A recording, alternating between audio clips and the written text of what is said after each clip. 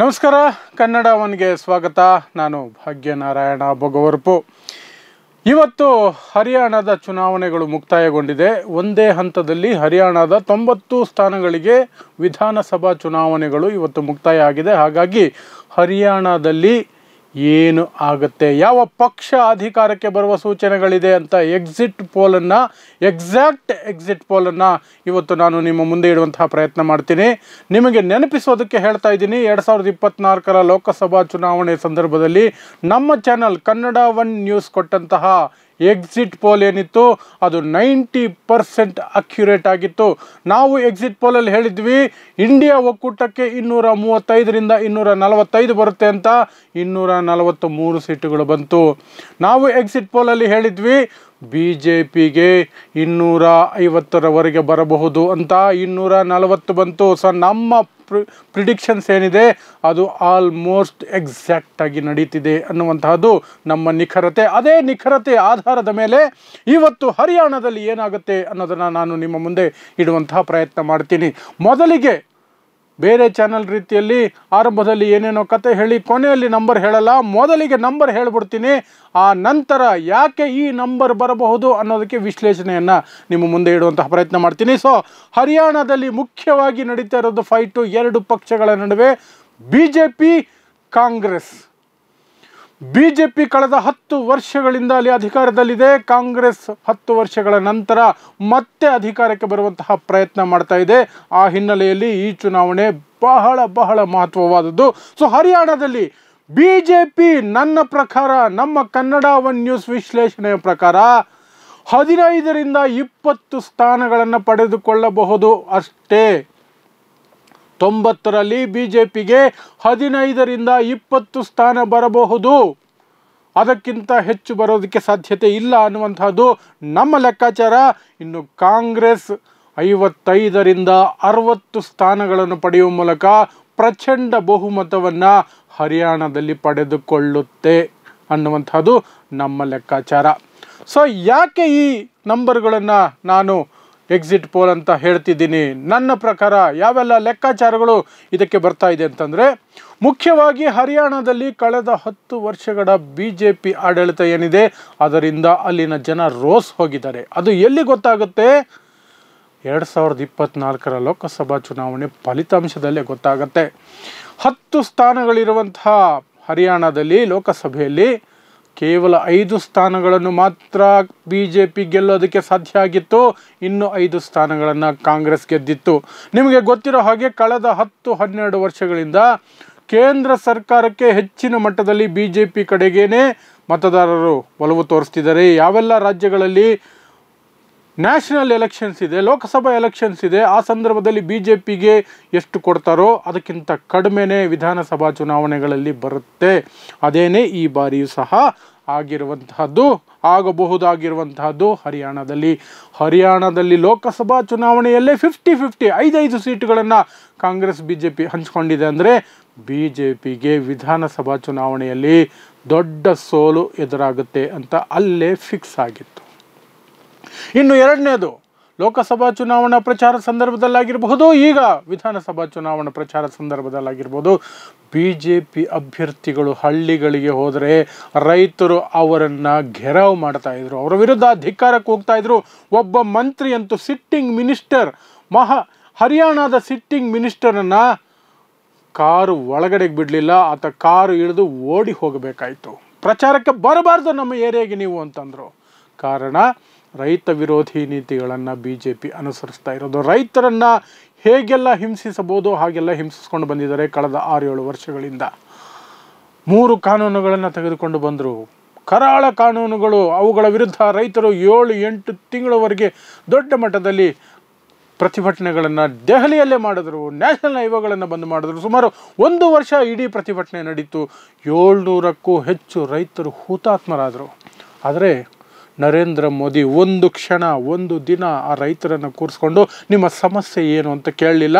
ಮಧ್ಯವರ್ತಿಗಳನ್ನು ಬಿಟ್ಟು ಅವರನ್ನು ಬೆದರಿಸುವ, ಲಾಠಿ ಚಾರ್ಜ್ ಮಾಡೋ, ಫಿರಂಗಿಗಳನ್ನು ಉಪಯೋಗಿಸೋ, ವಾಟರ್ ಕ್ಯಾನನ್ಗಳನ್ನು ಉಪಯೋಗಿಸೋ ಅವರನ್ನು ಅಲ್ಲಿಂದ ಎಬ್ಬಿಸ್ಬೇಕು ಅಂತ ನೋಡಿದ್ರೆ ಹೊರತು ನರೇಂದ್ರ ಮೋದಿ ಬಗ್ಲಿಲ್ಲ. ಆದರೆ ಪಂಜಾಬ್ ಚುನಾವಣೆ ಹತ್ತಿರ ಬಂದಾಗ ಎರಡೂ ಕೈ ಮುಗಿದು ರೈತರಲ್ಲಿ ಕ್ಷಮೆ ಕೇಳಿ ಆ ಕರಾಳ ಕಾನೂನುಗಳನ್ನು ವಾಪಸ್ ತೆಗೆದುಕೊಂಡ್ರು. ಅಲ್ಲಿಗೆ ರೈತರಿಗೆ ಅರ್ಥ ಆಗೋಯ್ತು ಇದು ಪಂಜಾಬ್ ಎಲೆಕ್ಷನ್ಗಾಗಿ ಮಾಡ್ತಾ ಇರುವಂತಹ ನಾಟಕ ಅಂತ. ಅಲ್ಲಿಂದ ಇಲ್ಲಿಯವರೆಗೆ ಮತ್ತೆ ಕೆಲವು ತಿಂಗಳ ಹಿಂದೆ ಮತ್ತೆ ಪ್ರಯತ್ನ ಮಾಡಿದ್ರು MSP ವಿರುದ್ಧವಾಗಿ. MSP ವಿಚಾರವಾಗಿಯೂ ಸಹ ದೆಹಲಿಗೆ ಬರೋದಕ್ಕೆ ರೈತರಿಗೆ ಅಲೋ ಮಾಡಲಿಲ್ಲ ಮೋದಿ ಸರ್ಕಾರ. ರಸ್ತೆಗಳನ್ನು ಅಗದು ಬಿಟ್ರು, ಮುಳ್ಳು ಬೇಲಿಗಳನ್ನು ಹಾಕಿದ್ರು, ಏನೆಲ್ಲ ಮಾಡಿದ್ರು, ಲಾಠಿ ಚಾರ್ಜ್ ಮಾಡಿದ್ರು, ತಲೆ ಹೊಡೆದ್ರು, ಜಲಫಿರಂಗಿಗಳನ್ನು ಉಪಯೋಗಿಸಿದ್ರು. ಆ ಎಲ್ಲ ಸಿಟ್ಟು ರೈತರಿಗಿತ್ತು, ಕಾಯ್ತಾ ಇದ್ರು. ಹರಿಯಾಣದಲ್ಲಿ ಆ ಸಿಟ್ಟು ಓಟಾಗಿ ಪರಿವರ್ತನೆ ಆಗಿದೆ. ಇನ್ನು ಕುಸ್ತಿಪಟುಗಳ ವಿಚಾರದಲ್ಲಿ ನಿಮಗೆ ಚೆನ್ನಾಗಿ ಗೊತ್ತಿದೆ. ಮಹಿಳಾ ಕುಸ್ತಿಪಟುಗಳು ಕುಸ್ತಿ ಫೆಡರೇಷನ್ ಅಧ್ಯಕ್ಷ ಬ್ರಿಜ್ಭೂಷಣ್ ಅನ್ನುವಂತಹ BJPಯ ಪವರ್ಫುಲ್ ನಾಯಕ ಸಂಸದ ಲೈಂಗಿಕ ದೌರ್ಜನ್ಯ ನಡೆಸಿದ್ದಾನೆ ಅಂತ ಮಹಿಳಾ ಕುಸ್ತಿಪಟುಗಳು ಆರೋಪ ಮಾಡಿದರೆ BJP ಅವರನ್ನು ದೇಶದ್ರೋಹಿಗಳ ರೀತಿಯಲ್ಲಿ ನೋಡ್ತು. ಪಾರ್ಲಿಮೆಂಟ್ ಹತ್ರ ಬರ್ತಿದ್ರೆ ಅವರನ್ನು ಎಳೆದಾಡ್ತು, ರೋಡಲ್ಲಿ ಎಳೆದಾಡ್ತು, ಅವ್ರ ಮೇಲೆ ಹಲ್ಲೆ ಮಾಡ್ತು. ಎಲ್ಲ ರೀತಿಯಿಂದಲೂ ಕೂಡ ಹರಿಯಾಣದ ಕ್ರೀಡಾಪಟುಗಳನ್ನು ಅವಮಾನಿಸಿದರು. ಇದು ಹರಿಯಾಣದ ಅವಮಾನ ಅಂತಲೇ ಅಲ್ಲಿನ ಜನ ಸ್ವೀಕರಿಸಿದ್ರು. ಒಂದು ಕಡೆ ರೈತರನ್ನ ಖಾಲಿಸ್ತಾನಿಗಳು, ಉಗ್ರವಾದಿಗಳು ಅಂತ ಟೀಕೆ ಮಾಡೋದು, ಆರೋಪ ಮಾಡುವಂತಹದ್ದು. ಇನ್ನೊಂದು ಕಡೆ ಕುಸ್ತಿಪಟುಗಳನ್ನು ಸುಳ್ಳುಗಾರರು, ಯಾರೋ ಪ್ರೇರೇಪಣೆ, ಇಂಟರ್ನ್ಯಾಷನಲ್ ಕಾನ್ಸ್ಪಿರಸಿ, ಕುತಂತ್ರ, ಷಡ್ಯಂತ್ರ ಅಂತ ಹೆಣ್ಣು ಮಕ್ಕಳು ತಮ್ಮ ಮೇಲೆ ಲೈಂಗಿಕ ದೌರ್ಜನ್ಯ ಆಗಿದೆ ಅಂತ ಹೇಳ್ತಿದ್ರೆ ಅವರ ವಿರುದ್ಧವೇ ಪೊಲೀಸರನ್ನು ಬಿಟ್ಟಿದ್ದು. ಇದು ಸಹ ಹರಿಯಾಣ ಜನರನ್ನು ಕೆರಳಿಸಿತ್ತು.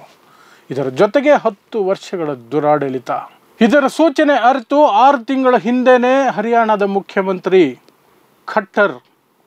ಖಟ್ಟರ್ ಅವರನ್ನು ಬದಲಾಯಿಸಿದರು. ಸೈನಿ ಅವರನ್ನು ಕರ್ಕೊಂಡು ಬಂದರು. ಆದರೂ ಸಹ ಅದು ವರ್ಕೌಟ್ ಆಗಲಿಲ್ಲ.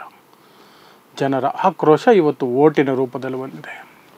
ಇಡೀ ಚುನಾವಣಾ ಪ್ರಚಾರ ಸಂದರ್ಭದಲ್ಲಿ ನೀವು ನೋಡಿದಾಗ BJP ರ್ಯಾಲಿಗಳು, ಇನ್ಕ್ಲೂಡಿಂಗ್ ನರೇಂದ್ರ ಮೋದಿ ಅವರ ರ್ಯಾಲಿಗಳು ಸಹ ಖಾಲಿ ಕುರ್ಚಿಗಳಲ್ಲಿ ಹೋಗ್ತಾ ಇತ್ತು. ಹಾಗಾಗಿ ನರೇಂದ್ರ ಮೋದಿ ಅವರು ಚುನಾವಣೆಗಳು 4 ದಿನ ಇದೆ ಅನ್ನುವಾಗಲೇ ಪ್ರಚಾರನ ಮುಕ್ತಾಯ ಮಾಡಿಕೊಂಡ್ರು. 4 ದಿನ ಇದೆ ಅನ್ನುವಾಗಲೇ ತಮ್ಮ ಕೊನೆಯ ಭಾಷಣವನ್ನು ಚುನಾವಣಾ ಪ್ರಚಾರದಲ್ಲಿ ಮಾಡಿ ಟಾಟಾ ಬಾಯ್ ಬಾಯ್ ಮಾಡಿ ಹೋದರು. ಆದರೆ ಕಾಂಗ್ರೆಸ್ ಕೊನೆಯ ಕ್ಷಣದವರೆಗೂ ಕೂಡ ಯಾತ್ರೆ ಕೈಗೊಂಡಿತ್ತು. ಎಲ್ಲೆಲ್ಲ BJP ಸ್ಟ್ರಾಂಗ್ ಇದೆಯೋ ಅಲ್ಲಿ ಕೊನೆ 3 ದಿನ ಯಾತ್ರೆಯನ್ನು ಕೈಗೊಂಡಿತ್ತು. ಕಾಂಗ್ರೆಸ್ನ ದೊಡ್ಡ ದೊಡ್ಡ ನಾಯಕರು ಪ್ಲಸ್ ರಾಹುಲ್ ಗಾಂಧಿ ಪ್ಲಸ್ ಪ್ರಿಯಾಂಕಾ ಗಾಂಧಿ ಬಿಜೆಪಿಯ ಭದ್ರಕೋಟೆ ಎನ್ನಿಸ್ಕೊಳ್ಳುವಂತಹ ಕ್ಷೇತ್ರಗಳಲ್ಲಿ ಯಾತ್ರೆಯನ್ನು ಕೈಗೊಂಡರು. ಆ ಮೂಲಕ ಹರಿಯಾಣದಲ್ಲಿ BJPಯನ್ನು ಲಾಸ್ಟ್ ಪೆಟ್ಟು, ಸರಿಯಾದ ಪಂಚನ್ನು ಕೊಡಬೇಕು ಅನ್ನುವಂತಹ ಅವರ ಕೊನೆಯ ಕ್ಷಣದ ಪ್ರಯತ್ನ. ಆದರೆ BJPದು 4 ದಿನ ಮೊದಲೇ ನರೇಂದ್ರ ಮೋದಿ, ಅಮಿತ್ ಶಾ ಇಬ್ಬರು ಸಹ ಹರಿಯಾಣ ಚುನಾವಣಾ ಪ್ರಚಾರದಿಂದ ಹಿಂದೆ ಸರಿದರು. ಇಷ್ಟು ಸಾಕು ನಮಗೆ ಅರ್ಥ ಮಾಡ್ಕೊಳ್ಳೋಕ್ಕೆ. ಸೊ ಅದರ ಆಧಾರದ ಮೇಲೆ ಹೇಳ್ತಾ ಇದ್ದೀನಿ, BJP 15ರಿಂದ 20 ಸೀಟು, ಕಾಂಗ್ರೆಸ್ 55ರಿಂದ 60 ಸೀಟು. ಇದು ನಮ್ಮ ಕನ್ನಡ 1 ನ್ಯೂಸ್ನ ಎಕ್ಸಿಟ್ ಪೋಲ್. ಅದರ ಜೊತೆಗೆ ಕೊನೆಯಲ್ಲಿ ಒಂದೇ ಒಂದು ದೊಡ್ಡ ಆರೋಪ ನಿನ್ನೆ ಕೇಳಿ ಬಂದಿರುವಂಥದ್ದು ನಿನ್ನೆಯಿಂದ BJPಯ ಬಗ್ಗೆ. ಅಂದರೆ ಚುನಾವಣಾ ಇತಿಹಾಸದಲ್ಲಿ ಇಲ್ಲಿಯವರೆಗೆ ನನಗೆ ವೋಟ್ ಹಾಕಿ ಅಂತ ದುಡ್ಡು ಕೊಡೋದನ್ನು ನಾವು ಕೇಳಿದ್ದೀವಿ, ನೋಡು ಇರ್ತೀವಿ. ಆದರೆ ನಿನ್ನೆ BJPಯವರು ಒಂದು ಕಂತ್ರಿ ಕೆಲಸ ಮಾಡಿದ್ದಾರೆ ಅನ್ನುವಂತಹ ಸುದ್ದಿಗಳು ಬರ್ತಾ ಇದೆ ಹರಿಯಾಣದಿಂದ. ಅದೇನು ಅಂತಂದರೆ ಮತದಾರರು BJPಯ ವಿರುದ್ಧ ತಿರುಗು ಬಿದ್ದಿದ್ದಾರೆ. ಏನೇ ಮಾಡಿದ್ರು ನಮಗೆ ವೋಟ್ ಹಾಕಲ್ಲ, ನಾವು ದುಡ್ಡು ಕೊಟ್ಟರು ಸಹ ನಮ್ಮ ಹತ್ರ ದುಡ್ಡು ತಗೊಂಡು ಕಾಂಗ್ರೆಸ್ಗೆ ವೋಟ್ ಹಾಕ್ತಾರೆ ಅನ್ನುವಂತಹ ಅನುಮಾನ ಕಾಡಿದ ಸಂದರ್ಭದಲ್ಲಿ BJP ಏನು ಮಾಡಿದೆ ಅಂತಂತಂದರೆ ನಿಮಗೆ ಆಶ್ಚರ್ಯ ಆಗ್ಬೋದು. ಹಿಂಗೂ ತಲೆ ಓಡಿಸಬಹುದಾ BJP ಅಂತ ಆ ರೀತಿ ಆರೋಪಗಳು ಕೇಳಿ ಬಂದಿದೆ. ಒಂದು ವೋಟಿಗೆ 3,000 ರೂಪಾಯಿ ಕೊಡ್ತೀವಿ, ಈಗಲೇ ನಮ್ಮ ಕಣ್ಣೆದುರುಗಡೆ ಇಂಕ್ ಹಾಕ್ಕೊಳ್ಳಿ, ನೀವು ವೋಟ್ ಹಾಕೋದಕ್ಕೆ ಹೋಗಬಾರ್ದು,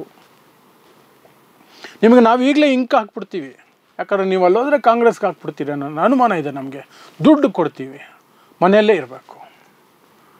ಇದು ನಿನ್ನೆ ರಾತ್ರಿಯೆಲ್ಲ BJP ಲಕ್ಷಾಂತರ ಜನಕ್ಕೆ ಮಾಡಿದೆ ಅನ್ನುವಂತಹ ಆರೋಪಗಳು ಕೇಳಿಬಂದಿದೆ. ಅದು ಕಾಂಗ್ರೆಸ್ ಅಧಿಕಾರಕ್ಕೆ ಬಂದರೆ ಅದರ ಬಗ್ಗೆ ದೊಡ್ಡ ತನಿಖೆ ನಡೆಸಬೇಕು. ಹಾಗೇನಾದರೂ BJP ಮಾಡಿದರೆ BJP ಅತ್ಯಂತ ಕೊಳಕು ರಾಜಕಾರಣದಲ್ಲಿ ಇದು ಒಂದಾಗುತ್ತೆ. ಆಪರೇಷನ್ ಕಮಲಕ್ಕಿಂತ ಹೊಲಸು ರಾಜಕೀಯ ಆಗುತ್ತೆ. 3,000 ಕೊಡ್ತೀವಿ, ಇಂಕ್ ಈಗಲೇ ಹಾಕಿಸ್ಕೊಂಬಿಡಿ, ನೀವು ವೋಟ್ ಹಾಕೋಂಗೆ ಇಲ್ಲ. ನೋಡೋಣ ಅದು ಸತ್ಯ ಆಗಿದೆ ಅನ್ನೋ ಸುದ್ದಿಗಳು ಮುಂದಿನ ದಿನಗಳಲ್ಲಿ ಬರ್ತಾವ ಅಥವಾ ಕಾಂಗ್ರೆಸ್ಗೆ ಅದನ್ನು ತನಿಖೆ ಮಾಡಿಸುವಂತಹ ಅವಕಾಶ ಸಿಗುತ್ತಂತ. ನೋಡ್ತಾ ಇರಿ ಸಮಾಜಕ್ಕಾಗಿ ಕನ್ನಡ 1 ನ್ಯೂಸ್. ನಮಸ್ಕಾರ.